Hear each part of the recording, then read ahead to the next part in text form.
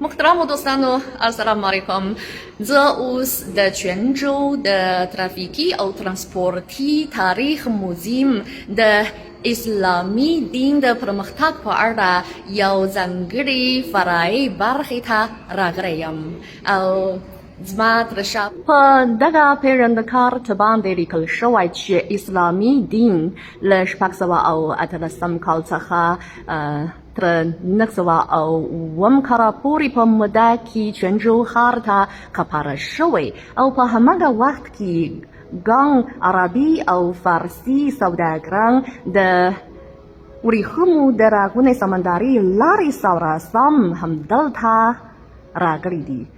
کله چې سرانیان د دغه موزیم د اسلامي دین د پرمختګ د فرعي برخې سایل وکړي نو دوی له نږدې ځایه څو سوه د عربي ژبې او فارسي ژبې کتیبې کتلی شي.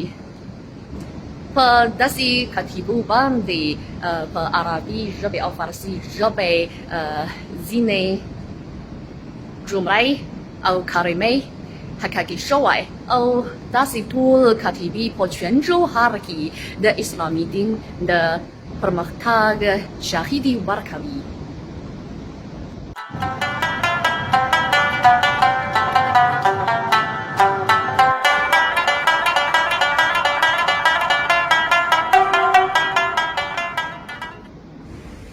د ګراس په دغه موزیم کې هم په چنجو ښار کې د لرغونې زمانې راهیسې د جوماتونو د آبادولو او جوړولو تاریخ ښودل شوی دی.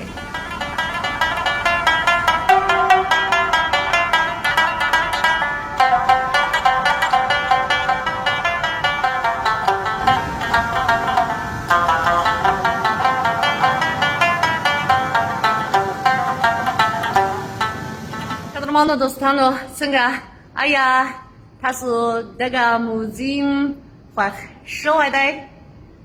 ستاسو را پاملرنې څخه مننه کوم.